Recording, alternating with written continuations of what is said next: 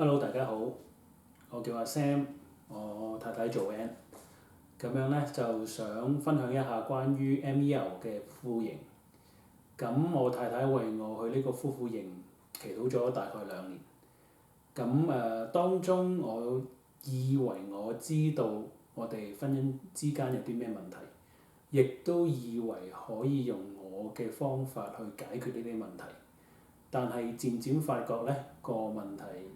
越嚟越嚴重，咁到最尾呢，我就降服咗喺神嘅 calling 嗰度呢，就決定去參加呢個夫婦營。咁當初去呢個夫婦營嗰陣時呢，我亦都唔係抱好大嘅期望，係因為呢就覺得呢個夫婦營呢，就可能同其他啲講座一樣，就有好多知識，好多理論。跟住再加少少聖經嘅元素喺裏邊。咁但係當個課堂開始之後呢，就發覺原來係好唔同嘅，同我過往去嗰啲講座。咁裏邊呢，主要反而係互動性好多，同埋好多嘅要互相去實踐呢啲嘅行為。咁當中係有好多學習。咁或者你講一講。咁我哋去呢個營嘅時候呢，就已經結咗婚12年啦。咁當然其實我去完之後更加覺得應該越早去越好。但係即係神有對每一對夫婦可能有唔同嘅時間。但係當我哋去到嘅時候，我即係有幾樣嘢好深印象，就係我覺得當然入邊嘅教導係好有幫助啦，based on聖經嘅 concept，亦都有好多俾我哋實踐嘅機會。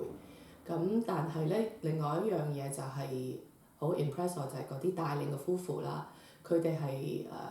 真係好用心去教導，亦都好 open 佢哋自己嘅經歷，佢哋做咗好多嘅示範，咁俾我哋好大嘅鼓勵，令到我哋好安心咁喺當中去即係參與同埋去分享，即係可以好喺一個好安全嘅環境底下，我哋可以去分享我哋自己婚姻之間有嘅問題或者需要。咁我好即係 appreciate 啲帶領嘅夫婦，因為佢哋全部都係 volunteer，亦都俾我哋一個好大鼓勵，就係因為佢哋可能結咗婚好多年，仍然都面對一啲我哋會面對嘅問題。咁但係喺夫婦營度學習嘅嘢咧，佢哋可以繼續去喺個婚姻上面去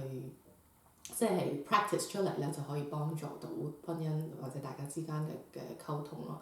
咁呢樣嘢就係我好大嘅好深刻嘅印象。咁另外一樣咧就係我覺得呢個營即係對我哋個幫助咧，就係當然我希望越早去婚姻越早期去咧係越有用，但係其實咧係永遠唔會太遲，因為喺你婚姻邊一個階段咧，其實都係適合，亦都唔係淨係有問題嘅夫婦先係需要去。我覺得如果每一對夫婦都去咧，係一個好得益嘅一件事咯。咁當然我哋頭先阿 Sam 提到我之前為佢祈禱，因為好多時候都係可能夫婦裡面其中一方面覺得需要去，另外一方面未必需要去。咁我哋都好真係好鼓勵大家快啲開始祈禱，希望你哋都可以有一日可以願意去參加呢個夫婦營。咁頭先我太太都講過啦，咁夫婦營裏邊呢，又係有一個好安全嘅環境俾大家去分享佢哋自己婚姻嘅問題。咁同埋呢個夫婦營裏邊呢，亦都幫助我哋去揾到一啲我哋從來都唔意識到自己嘅內在問題。咁呢啲內在問題呢，係對婚姻有好大嘅影響。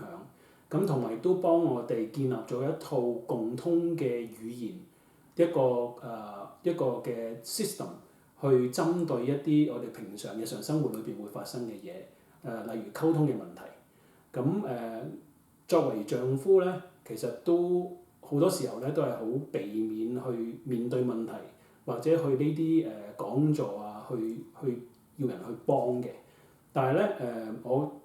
覺得呢個夫婦營咧係真係好有得着，因為有好多嘢我哋係唔知道，或者係好多時候揾唔到解決嘅方法，而呢個夫婦營咧係提供咗呢條出路俾我哋。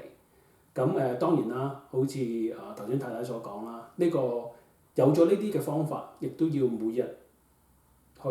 實行、去實踐、去練習。初頭係會覺得有啲唔習慣，因為平時係冇做呢啲嘢嘅。但係咧，呢啲習慣咧會慢慢 build up，就會順其自然咁做到出嚟㗎啦。咁就好似會長講過，就話呢個嘅workshop 呢個嘅講座裏邊教嘅嘢咧，唔係冇用，只不過我哋係冇拎出嚟用。咁同埋佢亦都提醒我哋咧，就係話屋企一個家庭係一個講愛嘅地方。咁我亦都係好鼓勵弟兄可以嘅話，就帶領自己嘅太太去參加呢個夫婦營，就係咁多。